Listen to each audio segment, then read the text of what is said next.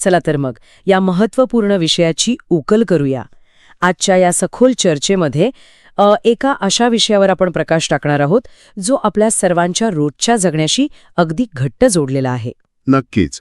म्हणजे बघा ना, रोजच्या धकाधकीच्या आणि धावपळीच्या जीवनात आपण अनेक गोष्टी साध्य करण्याच्या मागे धावत असतो.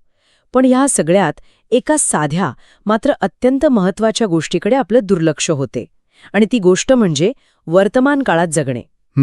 अगदी.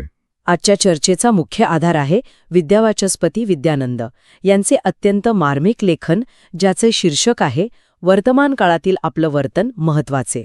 आणि या नोंदी खरोखरच खूप सखोल आहेत. हो, आणि या नोंदींच्या आधारे आपण आज काही गोष्टी नव्याने समजून घेणार आहोत.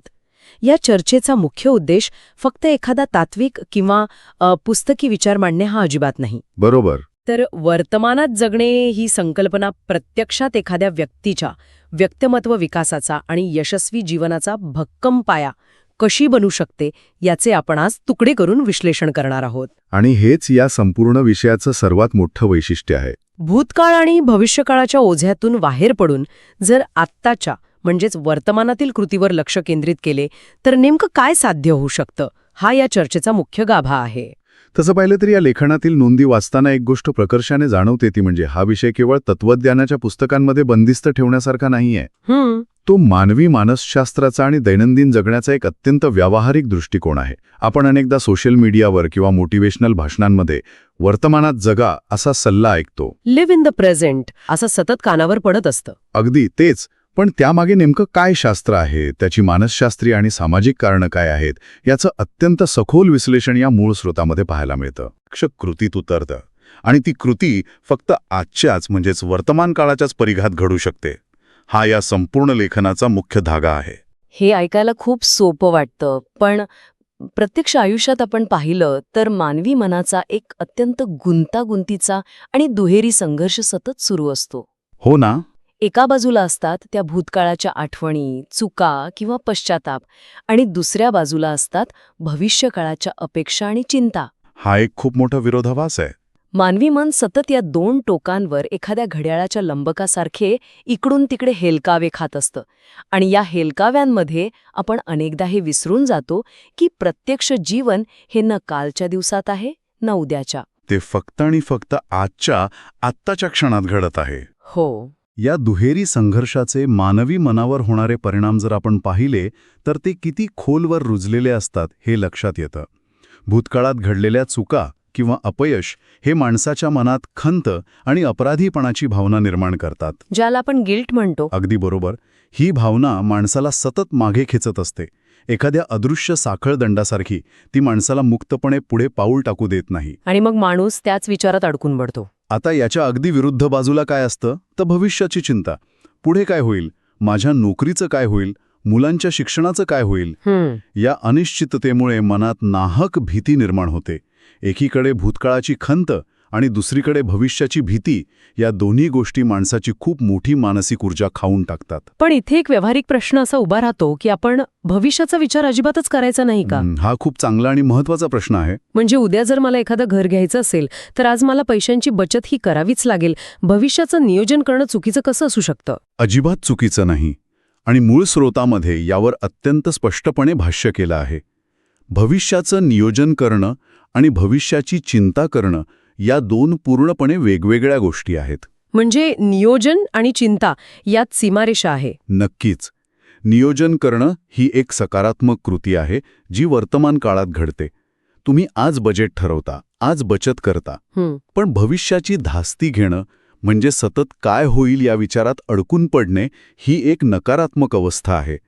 या चिंतेमुळे माणूस वर्तमान काळातील योग्य निर्णय घेण्याची क्षमता गमावून बसतो. म्हणजे एखाद्याने भूतकाळात ऑफिसच्या प्रेझेंटेशनमध्ये एखादी चूक केली असेल तर त्या चुकीचं ओझं पाठीवर घेऊन आणि उद्या बॉस काय म्हणेल या चिंतेची काळी पट्टी डोळ्यांवर बांधून माणूस आजचं काम करत असतो. अगदी योग्य उदाहरण दिलंत. आणि याचा सर्वात मोठा फटका कशाला बसतो तर वर्तमान काळातील योग्य कृती करण्याच्या संधीला. आपण जर सतत मागे किंवा खूप पुढे पाहत असू तर आत्ता समोर असलेली संधी आपल्या हातून निसटून जाते. बरोबर. प्रत्यक्ष जीवन हे भूत किंवा भविष्यात नसून ते फक्त वर्तमान काळातच आकाराला येत असतं. हे सूत्र जो आत्मसात करतो तोच खऱ्या अर्थाने जीवनाचे सुकाणू स्वतःच्या हाती ठेवू शकतो. खरंय. भूतकाळातील चुकांचं विश्लेषण करणं गरजेचं आहे, पण त्यात अडकून पडणे घातक आहे.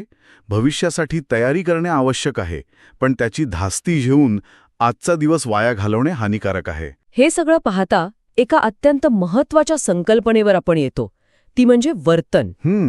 आपण साधारणपणे वर्तन किंवा बिहेवियर म्हणजे काय समजतो, तर एखाद्याचं बाह्य आचरण. एखादा माणूस कसा बोलतो, इतरांशी वरवर कसा वागतो, तो नम्र आहे की नाही, यालाच आपण वर्तन म्हणतो. तसा तो एक सर्वसामान्य समज आहे. हो, पण या सखोल नोंदी वाचताना एक असा प्रसंग येतो, जिथे वर्तनाची व्याख्याच पूर्णपणे बदलून जाते. वर्तन म्हणजे फक्त वरवर दिसणारी कृती नक्कीच नाही. आणि हीच ती जागा आहे जिथे मूळ स्रोतातील विचार आपल्याला खऱ्या अर्थाने अंतर्मुख करतात. वर्तमान काळातील वर्तन म्हणजे केवळ बाह्य आचरण नसून त्यामागे दडलेले विचार, भावना आणि मूल्य यांचाही त्यात समावेश असतो. आपण वर्तनाला एका हिमनगासारखं म्हणजे आईसबर्गसारखं म्हणू शकतो का? अगदी अचूक.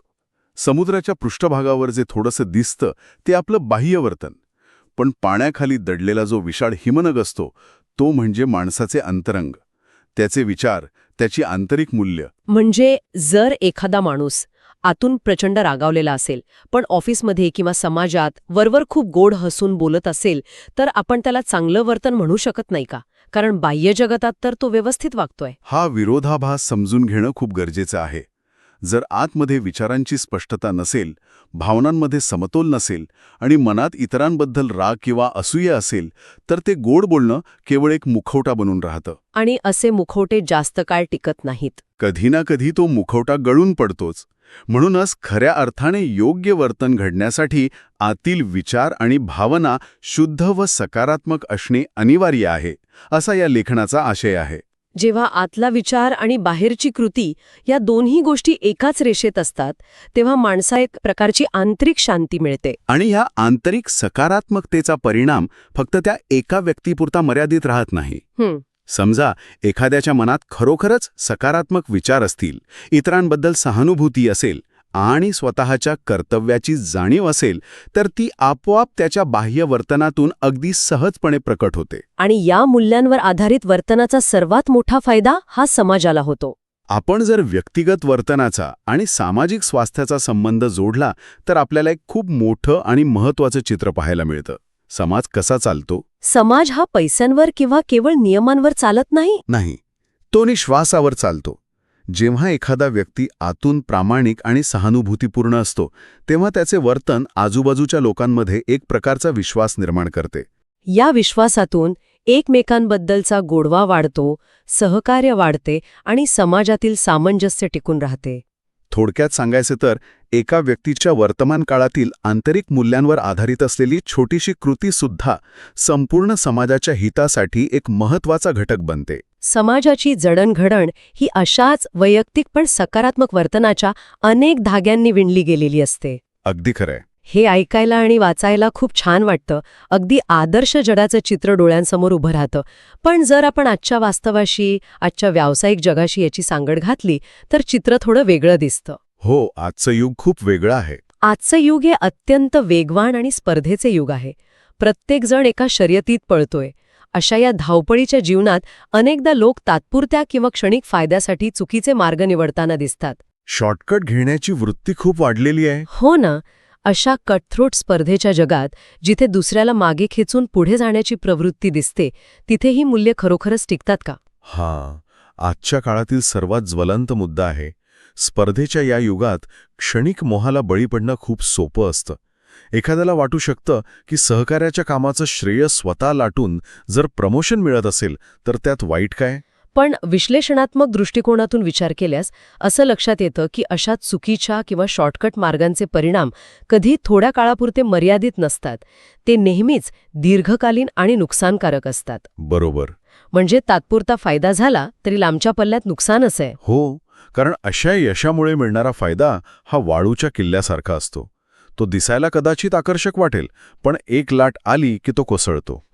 जेव्हा तुम्ही खोटेपणाने किंवा शॉर्टकटने पुढे जाता तेव्हा लोकांचा तुमच्यावरचा विश्वास उडतो. आणि एकदा का विश्वास उडाला की दीर्घकालीन प्रगतीचे सर्व मार्ग बंद होतात. भविष्यातील परिस्थिती ही आज म्हणजेच वर्तमान काळात घेतलेल्या निर्णयांवर आणि केलेल्या कृतींवर पूर्णपणे अवलंबून असते. नक्कीच. म्हणजे वर्तमान काळ हा भविष्याचा कच्चा माल आहे असं म्हणायला हरकत नाही. जर कच्चा मालच खराब किंवा चुकीचा असेल तर तयार होणारे उत्पादन म्हणजेच भविष्य चांगलं कसं असू शकेल? अत्यंत चपखल उदाहरण आहे हे. म्हणूनच प्रामाणिकपणा, संयम आणि कर्तव्यनिष्ठा यांसारख्या मूल्यांवर आधारित वर्तन ठेवणं हे आजच्या काळात केवळ एखादा आदर्शवाद राहिलेला नाही. ती एक जगण्याची अत्यावश्यक बाब बनली आहे. आजकाल आपण बघतो की इन्स्टंट गोष्टींचं खूप आकर्षण आहे, पण चारित्र्य आणि विश्वास या गोष्टी इन्स्टंट मिळत नाहीत. त्या वर्तमान काळात सातत्याने चांगल्या कृती करूनच मिळवाव्या लागतात. वर्तमान काळात या मूल्यांची पेरणी केली तरच भविष्यात स्थिरतेचे आणि खऱ्या प्रगतीचे पीक घेता येईल. आणि या सर्व प्रक्रियेत एक अत्यंत शक्तिशाली साधन म्हणून ज्याचा उल्लेख मूळ स्रोतात आलाय ती संकल्पना म्हणजे सजगता, ज्याला आपण इंग्रजीत माइंडफुलनेस म्हणतो. आता सजगता हा शब्द हल्ली बऱ्याचदा ऐकायला मिळतो. बऱ्याच लोकांना वाटतं की सजगता म्हणजे रोज सकाळी अर्धा तास शांत डोळे मिटून ध्यान करणे. पण या लेखनातील सजगतेची व्याख्या अत्यंत व्यावहारिक आणि आपल्या रोजच्या जगण्याशी निगडीत आहे. सजगता म्हणजे फक्त डोळे मिटून बसणे नव्हे, तर डोळे उघडून प्रत्येक क्षणाची जाणीव ठेवणे. हे खूप महत्वाचं आहे. स्रोतातील माहितीनुसार सजगता म्हणजे आपण प्रत्येक क्षणी काय करत आहोत याची पूर्ण जाणीव असणे. आणि ही जाणीव फक्त स्वतःपुरती मर्यादित नाही. आपण जे शब्द वापरतो, जे बोलतो, त्याचा इतरांच्या मनावर काय परिणाम होईल, आपण जी कृती करतो त्यातून समाजाला काय संदेश जाईल, याचा विचार एखादं पाऊल टाकण्यापूर्वी करणे म्हणजेच खरी सजगता. मला इथे एक रोजच्या जीवनातलं साधं उदाहरण द्यावंसं वाटतं. आपण ट्रॅफिकमध्ये अडकलो असू आणि अचानक कोणीतरी आपल्याला कट मारून पुढे गेलं. हा अनुभव तो प्रत्येकालाच येतो. अशा वेळी मनात लगेच शिवी येते किंवा रागाने गाडी त्याच्या पुढे नेऊन त्याला धडा शिकवण्याची तीव्र इच्छा होते. बरोबर. तिथं जर ही सजगता असेल तर माणूस क्षणभर थांबून विचार करेल की माझ्या या रागाच्या कृतीमुळे माझा जीव धोक्यात येऊ शकतो किंवा रस्त्यावर मोठा वाद निर्माण होऊ शकतो. ही क्षणभराची जाणीव म्हणजे सजगता ना? अगदी हेच. जेव्हा माणूस अशा प्रकारे जागरूक राहून व्यवहार करतो तेव्हा त्याचे वर्तन आपोआप अधिक परिपक्व बनते. सजगता ही एक प्रकारची आंतरिक चाळणी आहे जी चुकीच्या कृतींना, रागाच्या भरात घेतलेल्या निर्णयांना बाहेरच रोखून धरते. आणि यातूनच माणूस एक चांगला नागरिक आणि उत्तम व्यक्ती म्हणून घडतो. याच आंतरिक चाळणीचा एक भाग म्हणून मूळ स्रोतामध्ये एक अत्यंत महत्त्वाचा आणि विचार करायला लावणारा प्रश्न दिलाय. हा प्रश्न म्हणजे एक प्रकारची लिटमस टेस्ट आहे जी प्रत्येकाने स्वतःच्या वर्तनाला लावून पाहिली पाहिजे. तो प्रश्न असा आहे की आज मी जे करत आहे ते माझ्या आणि समाजाच्या हिताचे आहे का? हा प्रश्न खरोखरच रोजच्या जगण्यातलं एक दिशादर्शक होकायंत्र आहे. अनेकदा माणूस फक्त स्वतःच्या हिताचा विचार करतो, ज्याला आपण स्वार्थ म्हणतो. ट्रॅफिकचं उदाहरण पाहिलं, तिथे जर स्वतःला विचारलं की रागाने गाडी वेगात चालवून दुसऱ्याला कट मारणं माझ्या हिताचं आहे का, तर उत्तर नाही येतं. कारण त्यात अपघात होऊ शकतो. आणि हे समाजाच्या हिताचं आहे का, तर तिथेही उत्तर नाहीच येतं, कारण त्यामुळे रस्त्यावरील शांतता भंग पावते. अगदी सोप्या भाषेत तुम्ही ही लिटमस टेस्ट समजावून सांगितली. माझे हित आणि समाजाचे हित या दोन्ही कसोट्यांवर जेव्हा एखादी कृती खरी उतरते आणि या प्रश्नाचं उत्तर जेव्हा आतून खऱ्या अर्थाने होकारार्थी येते, तेव्हाच माणूस खऱ्या अर्थाने योग्य दिशेने वाटचाल करत आहे असा निष्कर्ष काढता येतो. हा एकच प्रश्न अनेक चुकीचे निर्णय आणि भविष्यात येणारी पश्चात्तापाची वेळ टाळू शकतो. या सर्व सखोल चर्चेतून एका अत्यंत महत्त्वाच्या टप्प्यावर आपण येऊन पोहोचलो आहोत. वर्तमान काळाचे अमूल्य महत्त्व या लेखनाने अतिशय साध्या पण तितक्याच प्रभावी पद्धतीने आपल्यासमोर मांडले आहे. जर आपण या संपूर्ण सविस्तर चर्चेचा एक व्यापक निष्कर्ष काढायचा ठरवला तर तो खूप स्पष्ट आहे. भूतकाळ हा एक उत्कृष्ट शिक्षक आहे. त्याच्याकडून धडे घेणे आवश्यक आहे. भविष्यकाळ हे एक ध्येय आहे ज्यासाठी वर्तमान काळात नियोजन करणं नक्कीच महत्त्वाचे आहे. परंतु मानवी जीवनाचा खरा आणि सर्वात भक्कम पाया हा फक्त आणि फक्त वर्तमान काळातच रचला जातो. आपण आज काय पेरतो यावरच उद्याचं पीक अवलंबून असते. प्रगतीची खरी गुरुकिल्ली शोधायची असेल तर ती बाहेर कुठेही नसून आपल्याच हातात, म्हणजे आपल्या आजच्या कृतीत आहे. आपल्या प्रत्येक छोट्या मोठ्या कृतीत सजगता, नैतिकता आणि सकारात्मकता राखून आपण आपले वर्तमान काळातील वर्तन जितके अधिक समृद्ध आणि अर्थपूर्ण बनू तितकेच आपले वैयक्तिक आणि सामाजिक जीवन यशस्वी होईल. वर्तमान काळातील कृतीचे महत्त्व यापेक्षा अधिक चांगल्या प्रकारे सांगता येणार नाही. या संपूर्ण वेधानंतर आणि स्रोतातील माहितीच्या या सखोल विश्लेषणानंतर एक अत्यंत मोठा आणि विचार करायला लावणारा मुद्दा समोर येतो. हो. आपण आतापर्यंत वैयक्तिक वर्तनाबद्दल बोललो. जर एका व्यक्तीच्या वर्तमान काळातील कृती त्या व्यक्तीच्या भविष्याची दिशा ठरवत असतील तर जरा एका मोठ्या पातळीवर विचार करूया. नक्कीच. आपल्या संपूर्ण पिढीचे आजचे हे एकत्रित वर्तमानकालीन वर्तन येणाऱ्या पुढच्या शतकासाठी आणि पुढच्या पिढ्यांसाठी कोणता ऐतिहासिक वारसा निर्माण करत असेल. आपण आज सामूहिक पातळीवर जो विचार करत आहोत, पर्यावरणाशी जसे वागत आहोत, एकमेकांशी जसा व्यवहार करत आहोत, तो उद्याचा इतिहास बनण्यास खरोखरच योग्य आहे का?